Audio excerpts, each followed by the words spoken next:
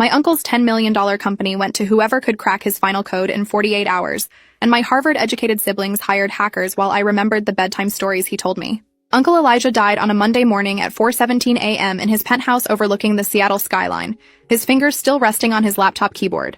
The medical examiner said massive heart attack, instant and painless, though I doubted anything about death was truly painless.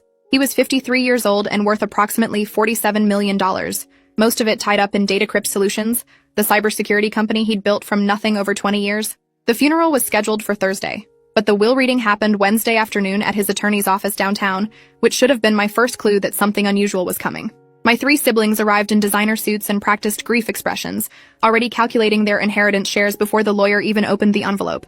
My older sister Octavia flew in from Boston where she worked as a senior partner at a venture capital firm, her Harvard MBA framed in her corner office alongside photos with senators and tech billionaires. She'd made her first million by 30 and her fifth by 35, building an empire through ruthless investment strategies and zero emotional attachment to failure. My brother Sterling arrived from San Francisco in a Tesla that cost more than most people's houses, his Stanford computer science degree having led him to found 3 successful startups before age 40.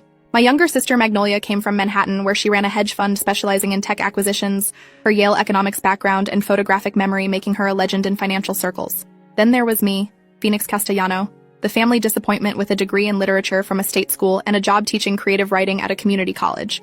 I made $43,000 a year and lived in a 1-bedroom apartment with secondhand furniture. The attorney's name was Bernard Yates, and he had the exhausted expression of someone who'd spent decades managing wealthy people's demands and deceptions. He opened the leather portfolio containing Uncle Elijah's will and began reading in a monotone voice that suggested he'd done this 1,000 times. The usual legal language about sound mind and disposing of assets. Then he reached the part that made my siblings lean forward with predatory interest. To my nieces and nephews, I leave the controlling shares of Datacrypt Solutions, valued at approximately $10.3 million as of this date. However, this inheritance comes with conditions. Bernard paused and looked at each of us over his reading glasses, as if measuring whether we were prepared for what came next. Uncle Elijah created a challenge that must be completed within 48 hours of this reading. Whoever solves it receives the company. The others receive nothing. The room exploded with simultaneous objections.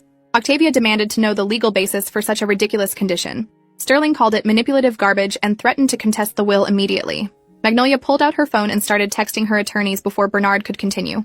I just sat there feeling the familiar weight of being invisible in my own family, the one who didn't matter because I didn't have the right credentials or income bracket.